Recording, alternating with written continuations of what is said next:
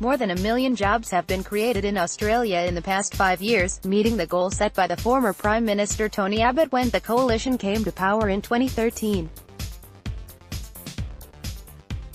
Labor is doing its best to douse any celebrations, pointing out the jobless rate is roughly the same as it was 4.5 years ago, at 5.6%, and wages growth remains close to a 20-year low, at just 2.1%. But Malcolm Turnbull says the occasion is worth celebrating, especially because the government had met its goal months ahead of schedule. "We've seen phenomenal growth in jobs," he said on Thursday during a visit to the seat of Longman in Queensland, which is facing a by-election soon.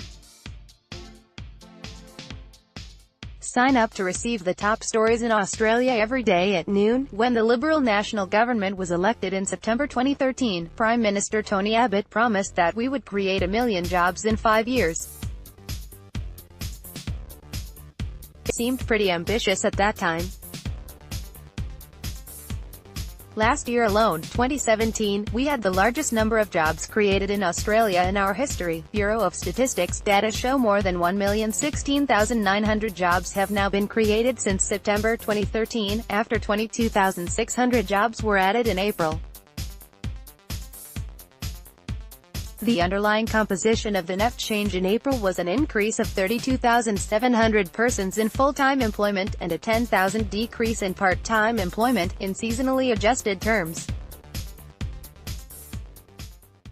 Over the past 12 months, full-time employment has increased by 265,200 persons, while part-time employment has increased by 66,900 persons.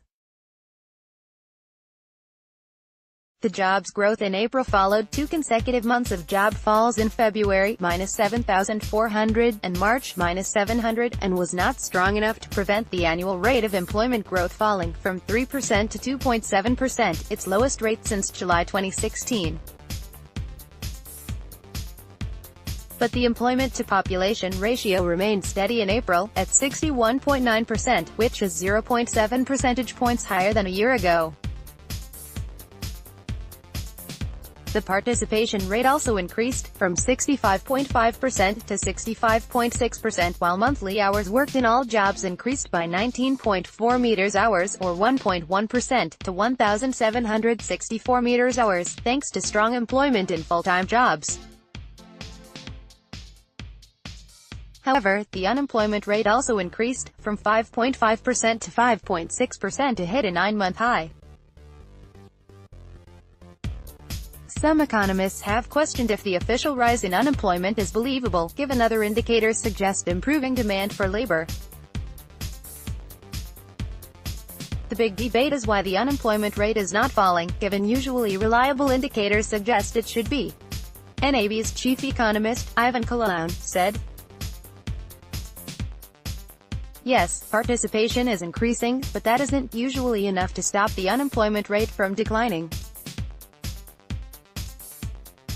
It is something of a mystery. We suspect the unemployment part of the survey just isn't quite picking up the broad trend for unemployment at present."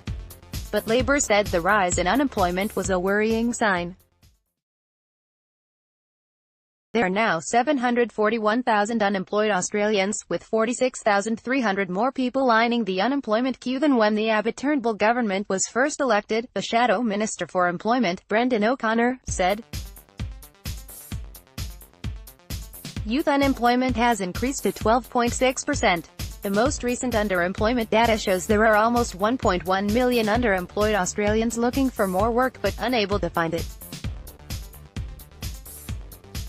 While Turnbull may try to boast about jobs figures, the truth is the facts are more complicated.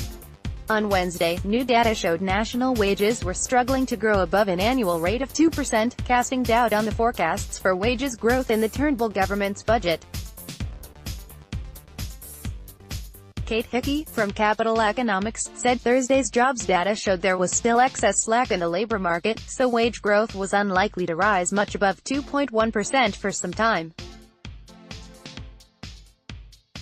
In fact, we expect the wage growth will remain below 2.5% throughout this year and next, she said. With Australian Associated Press.